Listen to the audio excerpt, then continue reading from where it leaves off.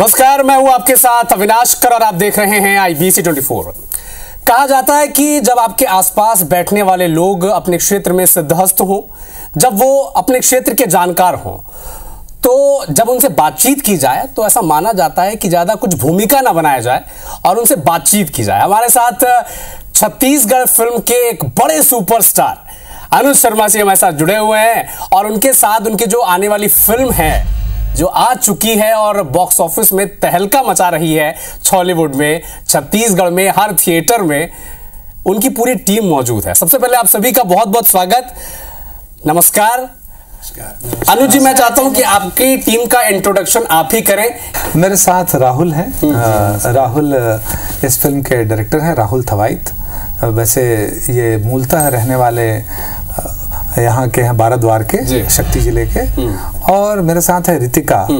रितिका ने इस फिल्म में मेरी बहन का किरदार किया है और रितिका बहुत बढ़िया इन्फ्लुएंसर हैं और रितिका की पहली फिल्म है, राहुल की भी पहली फिल्म है और ये फिल्म बहुत सारे नए लोगों के लिए तो नई पहली फिल्म थी और बहुत सारे वरिष्ठ लोगों ने भी इस फिल्म में काम किया है। तो कुल मिलाकर नए और पुराने का बढ़िया कॉम्बिनेशन रहा फिल्म सुहाग। वो वक्त है अनुज जी जब डार्क शेडेड फिल्में बन रही हैं, खून खराबा, गाली गलौज, उसमें तमाम तरह की वो चीजें जो हम शायद परिवार के साथ बैठकर ना देख पाए और हमें शर्म आती है कुछ चीजों को देखकर। दावा ये किया जा रहा है, जो भी फिल्म देखकर आ रहे हैं, कि कोई एक ऐसा व्यक्ति नहीं है जो बिना आंसू बहाए वहां से निकला।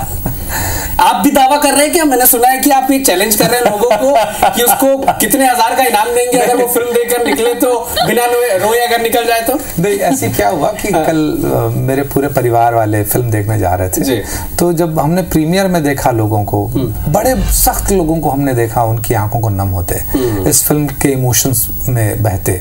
तो मैंने अपने घर में ऐसी, जब हमारे परिवार के सब लोग जा रहे थे, मैं बोला जो भी फिल्म के आखिर तक नहीं रोएगा मैं उसे 1000 रुपए दूंगा। मैंने ऐसा मजाक में कहा।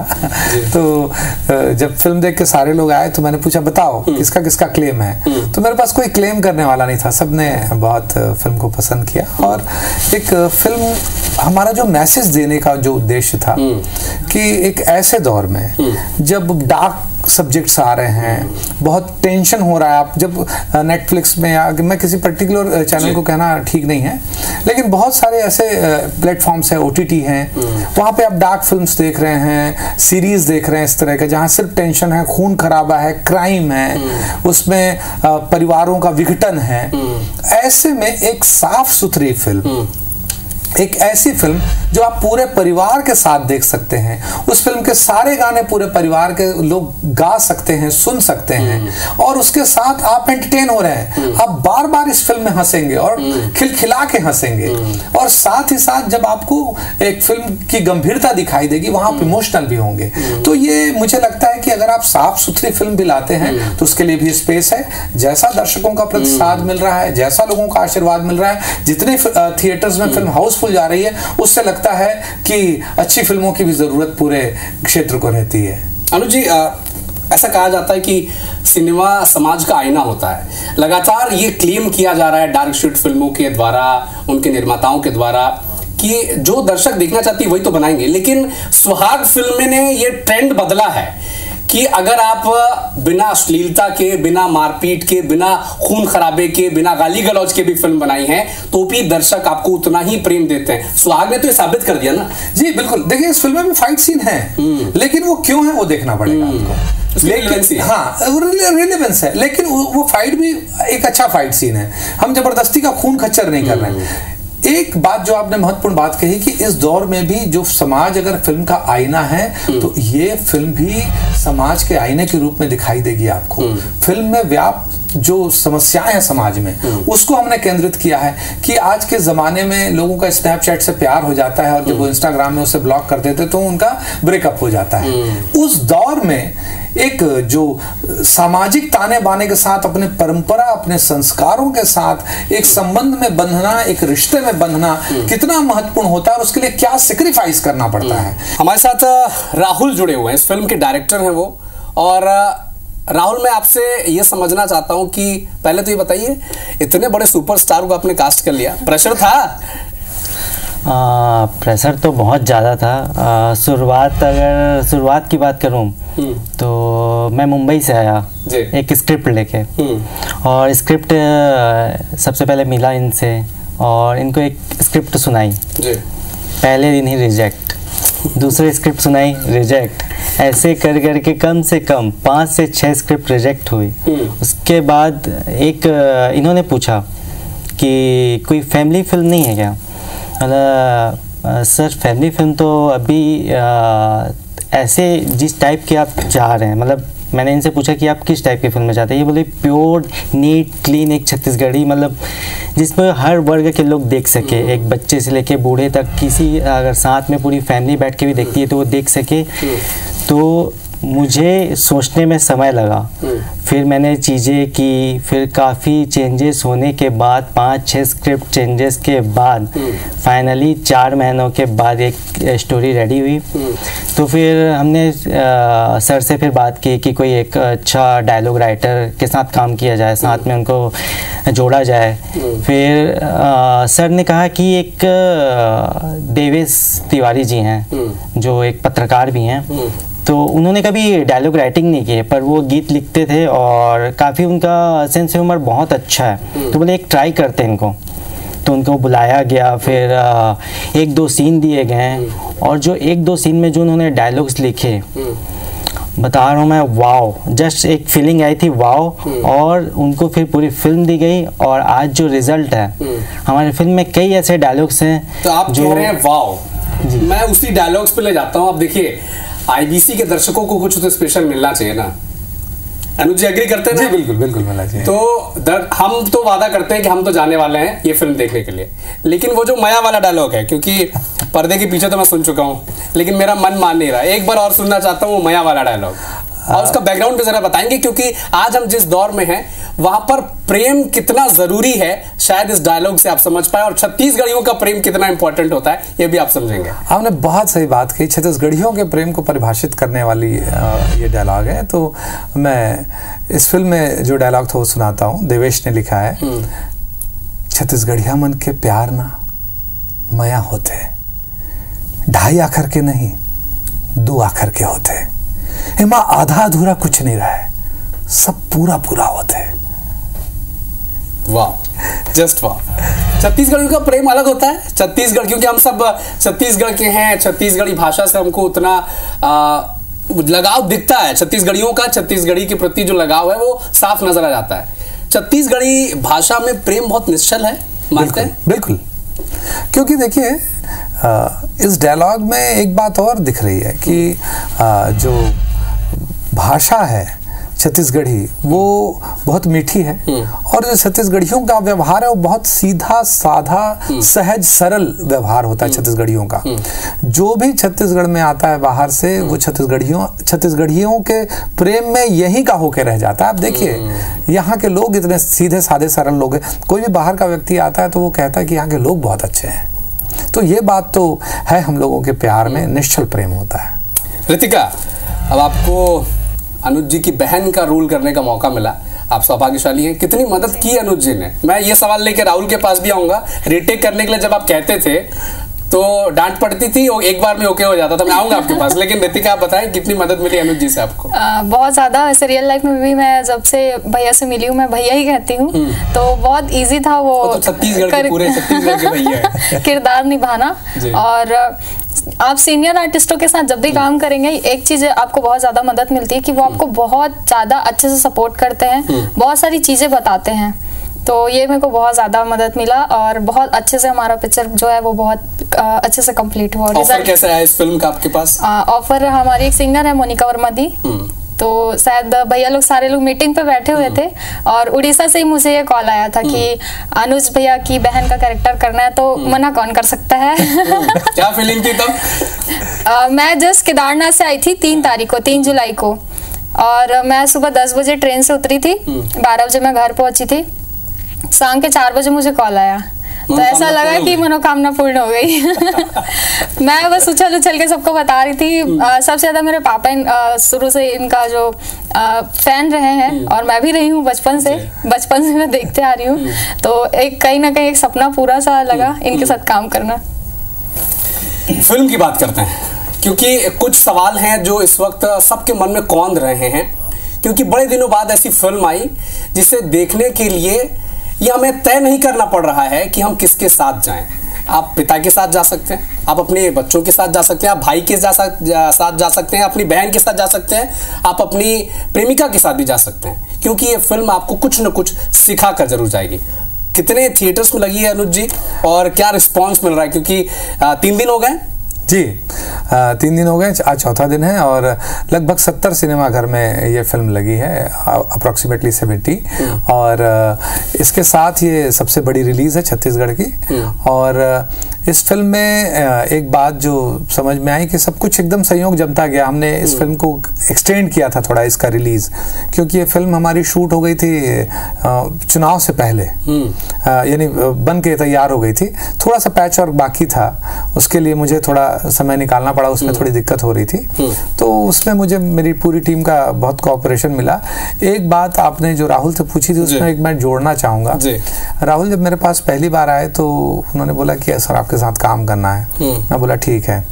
फिर इनसे बात किया, इनकी एक जिद थी जो वजह थी इनके साथ काम करने की, वो इन्होंने बोला मुझे आपके साथ काम करना है।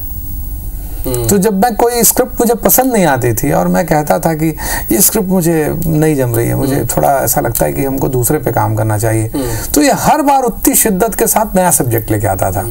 लेकिन इसने एक चीज फाइनल कर रखा था राहुल ने और प्रोड्यूसर ने भी, कि हमको काम इन्हीं के साथ करना है। तो मैं हमेशा ऐसे प्रोड्यूसर डायरेक्टर्स का बड़ा सम्मान करता हूँ।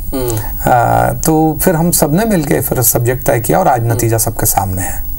हाँ राहुल, मैं उसी सवाल के साथ फिर से आ रहा हूँ आपके पास। जी, पहली फिल्म जी है ना, छत्तीसगढ़ी की पहली फिल्म, ये मेरी पहली फिल्म छत्तीसगढ़ी की।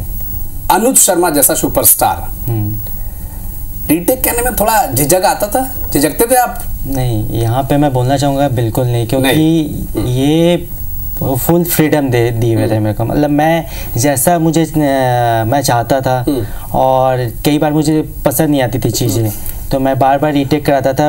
और भैया, मतलब जो सर है अनुज सर, मैं उनको भैया भी बोलता हूँ, तो भैया 1 सेकंड के लिए भी इरिटेट नहीं होते थे कि राहुल हो गया यार मैं नहीं करता। मतलब मैंने बॉलीवुड के बहुत से स्टार देखे हैं, मतलब बॉलीवुड नहीं, मतलब लगभग जो हैं, कई लोग रहते हैं जो रीटेक हम कह देते हैं, आप नहीं कह पा रहे हैं, मुंबई में हमारे बड़े मित्र हैं। ऐसा माना जाता है फिल्म इंडस्ट्री में कि जो लोग स्थापित हो चुके हैं, जिनकी फिल्में चल चुकी हैं, पर्दे पर आ चुके हैं, वो दूसरा तीसरा टेक देने में कतराते हैं। लेकिन बड़ी खुले हृदय से राहुल ये कह रहे हैं कि अनुज जी परफेक्शन की तरफ जाते हैं, चाहे उसके लिए कितना भी टेक देना पड़े। या हो सकता है क्योंकि जिस कला की ये समृद्ध हैं, जो आशीर्वाद इन्हें ईश्वर से मिला है, 1 टेक में काम हो ही जाता होगा।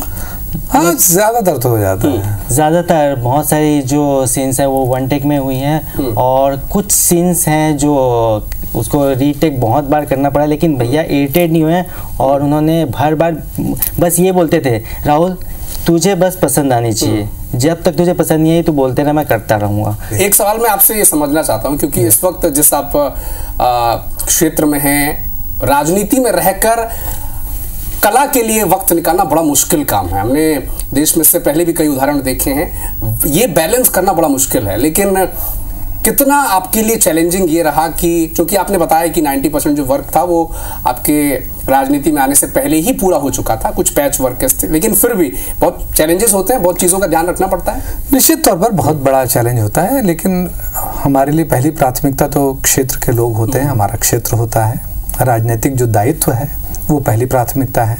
लेकिन उसके साथ ये भी उतनी ही ज़रूरी चीज़ है, जैसे मैं एक राजनीतिज्ञ कलाकार भी हूँ, और वैसे ही जैसे एक किसान राजनीतिज्ञ होता है, वैसे ही जैसे एक बिजनेसमैन राजनीतिज्ञ होता है, तो जैसे वो लोग संतुलन बनाते हैं अपने बिजनेस और राजनीति में, अपने किसानी और राजनीति में, वैसे ही एक कलाकार भी अपनी राजनीति में वैसे ही संतुलन बनाएगा। सबका अपना अपना प्रोफेशन है, अपनी अपनी प्रायोरिटीज होती हैं। तो मैं भी वैसा ही हूँ जैसे एक बिजनेसमैन होता है, कोई इंजीनियर, कोई डॉक्टर है जो राजनीति में है, कोई वकील होते हैं वो लोग राजनीति में। आप देखिए देश के बड़े बड़े वकील राजनीति में हैं, लेकिन उनकी वकालत जारी है। बहुत बड़े बड़े राजनीतिज्ञ हैं, तो वो लोग अपनी वकालत के लिए भी तो समय निकालते हैं ना। तो वैसे ही आप अगर संतुलन बना के चलते हैं तो बहुत आसान हो जाता है। प्राथमिकता निश्चित तौर पर मेरा क्षेत्र, मेरा विधानसभा क्षेत्र वो मेरी प्राथमिकता है, लेकिन उसमें से भी कुछ समय निकाल के अपने प्रोफेशन को दिया जा सकता है। एक संदेश देने की भी कोशिश के जरिए है। आपने किसानों का जिक्र किया, एक फिल्म का डायलॉग सुहाग का बड़ा फेमस हो रहा है, लोगों की जुबान पर चढ़ रहा है, और जैसा कि और वो मुहावरा भी है ना, हम सब देखते हैं इस फिल्म को देखकर, सबको बार बार वही याद आ रहा है कि परिवार और समाज के केंद्र में रिश्तों की अहमियत कितनी है, इस फिल्म से आप सीख सकते हैं। और किसानों का जिक्र इसी सिलसिले में आया कि चाहता तो हर कोई है कि भगत सिंह पैदा हो, लेकिन बगल वाले के घर में पैदा हो। किसानों का भी मामला कुछ ऐसा ही है। अनुज जी, डायलॉग जरा सुनाए दर्शकों को। हाँ, उसमें मैंने यही कहा कि सब जन कहते हैं कि खेती किसानी हाँ हमारे देश के रीढ़ की हड्डी है, लेकिन रीढ़ की हड्डी कोई नहीं बनना चाहे। हर कोई अपन लड़का ला डॉक्टर इंजीनियर बनाना चाहते हैं, लेकिन कोई किसान नहीं बनाना चाहे। और कहीं कोनो मोर जैसे पढ़े लिखे लड़का किसानी में आ जाते तो ओला किसान ताय कह देते। और कोई भी शहर के आदमी अपन लड़की के बिहाव तक किसान से नहीं करना चाहे गांव के। इस तरह की बातें हैं जो सच्चाई है, वो इस फिल्म ने कहने का प्रयास किया है। लेकिन इसके साथ साथ इसका एक डायलॉग और बहुत हिट है, तहित मोर भाई बाकी सब मौसिक लिखा है। ऋतिका, मैं आपसे समझना चाहूंगा कि अगर इस इंटरव्यू को देखते हुए कोई दर्शक, कोई लड़की, कोई टीनेजर्स बच्ची सोच रही है कि मैं भी ऋतिका की तरह फिल्मों में आना चाहती हूँ, एक्टिंग करना चाहती हूँ, क्या एक मैसेज आप देंगे उन्हें? मेहनत करते रहिए सबसे पहले तो। और आजकल तो ऑडिशंस भी होने लगे हैं, जो कि पहले नहीं होते थे। अभी कुछ टाइम से ऑडिशन स्टार्ट हो गए मूवी के लिए भी। और चूंकि मैं एल्बम्स करती हूँ, तो उसके बेसिस पर मुझे ये काम मिला था मूवी का। तो अभी मेहनत करते रहिए, सफलता एक दिन जरूर मिलेगी, जैसे आज मुझे मिली है। छत्तीसगढ़, मुंबई, तमाम सीरियल्स, क्रिएटिव डायरेक्टर, बहुत लोग को देखा, कई लोग को रीटेक कराया, लेकिन छत्तीसगढ़ से निकला एक बच्चा क्या ये अब सोच सकता है? हमने बहुत उदाहरण देखे हैं, लेकिन इस वक्त में राहुल जैसा एक बनना, ये मैसेज क्या देना चाहते हैं? क्योंकि एक व्यक्ति अगर एक लड़का, एक बच्चा, एक युवा अगर सोच रहा है तो उसे डायरेक्टर बनना है, उसे अनुज शर्मा जैसे सुपरस्टार को अपने फिल्म में कास्ट करना है, क्या वो प्रोसेस क्या है? शुरू कहाँ से होता है? माइंड में क्या चल रहा होता है?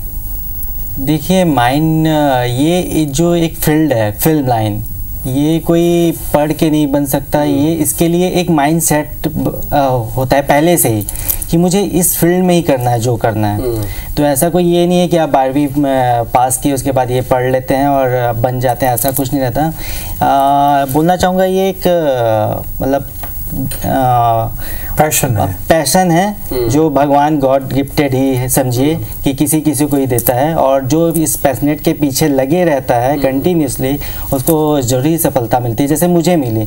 अनुज जी, क्या है कि पत्रकारों का लोभ एक अलग होता है कि अगर उसके साथ एक कला से जुड़ा व्यक्ति बैठा हो और अनुज शर्मा जैसा अगर सुपरस्टार बैठा हो, तो कुछ बिना गुनगुनाए हम तो छोड़ेंगे नहीं आपको।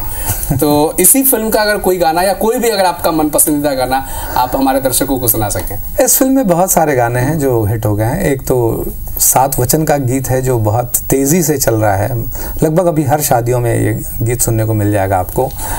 इसके अलावा एक आठों पहर मेरा गाना बहुत अच्छा चल रहा है। एक इसमें गीत और है जो फिल्म को बहुत तेजी से आगे बढ़ाती है, वो फिल्म है विरह का, और मेरे बहुत दिल के करीब है ये गीत। ये मेरे ख्याल से आज या कल ये गीत भी रिलीज हो जाएगा। मैं वो सुनाता हूँ आपको। अनबोल ना काबर होए सैया तैमूर से, अनबोल ना काबर होए सैया तैमूर से हो, मैं तो तरस तरस मर जई हूँ बिगर बोले से, मैं तो तरस तरस मर जई हूँ बिगर बोले से। नान्हेपन के रहन संगवारी खेलन एक संग में हो, नान्हेपन के रहन संगवारी खेलन दोनों संग में हो, गठरी माँ गठिया के राख्यों धनी तोला मन में, गठरी माँ गठिया के राख्यों धनी तोला मन में, अनबोल ना काबर होए सैया तै मोर से। अनुज शर्मा बने पर क्या करना पड़ता है? अनुज शर्मा बने पर कुछ नहीं, मेहनत करना पड़ता है और बहुत सारा मेहनत करना पड़ता है। तो ओकर बात कोई भी अनुज शर्मा बन सकते हैं और अनुज शर्मा से बेहतर बन सकते हैं। मैं बस यही बात बोलूं कि आप जो भी बनना चाहता हो, उमा मैं हर बार अपन इंटरव्यू में एक लाइन बोलता हूँ, फिर से बोलूँगा आज, खुसरो दरिया प्रेम का वाकी उल्टी धार, जो उबरा सो डूब गया, जो डूबा सो पार। अनुज जी, फिल्म तो रिलीज होगी से आज छत्तीसगढ़ के जिन दर्शक मान अभी तक नहीं देखन सकिने फिल्म, का कहियो मनला उमन के कैसे उमन आही थिएटर तक और का एक मैसेज फिल्म के जरिए आप मन देना चाहत हो? मैं बस यही बोलूं कि अगर आपको स्वस्थ मनोरंजन चाहिए, आप हंसना चाहता हो, आप खिलखिला के हंसना चाहता हो और एक विषय के गंभीरता ला समझना चाहता हो, वो फैमिली में जब वो जमाना में जब माइक्रो फैमिली है, जब छोटे छोटे फैमिलीज हो गए, वो समय में फैमिली के इम्पोर्टेंस, वो समय में रिश्ता के इम्पोर्टेंस, जब अतका ब्रेकअप होते, अतका तलाक होते, वो समय में अगर आप संबंध ला समझना है, रिश्ता ला समझना है, ओखर बर त्याग बलिदान और ओखर बर समर्पण ला समझना है। एक रिश्ता ला बचाए बर कतका बलिदान देला पड़ते, कतका त्याग करेला पड़ते और कतका समर्पण करेला पड़ते। अपन एक रिश्ता के महत्व, अपन परिवार के महत्व ला देखे बर एक साफ सुथरा फिल्म जिन ला आप पूरा परिवार के साथ देख सकत हो। अगर आप कस के खिलखिलाना चाहते हो, हंसना चाहते हो, मुस्कुराना चाहते हो और रिश्ता के महत्व ला समझना चाहते हो, तो ये फिल्म ला जरूर देखो, जेकर नाम है सुहाग। तो सुहाग फिल्म रिलीज हो गए है, जोन मन नहीं देखे हो मन जाओ, नजदीकी सिनेमाघर में टिकट नहीं मिले तो दूरिया के थिएटर में जाओ। बहुत बहुत धन्यवाद अनुज जी, आप मन के, रितिका आप मन के और राहुल आप मन के हमारे संग बातचीत करे बर, का बढ़िया बातचीत करे बर। नमस्कार। नमस्कार।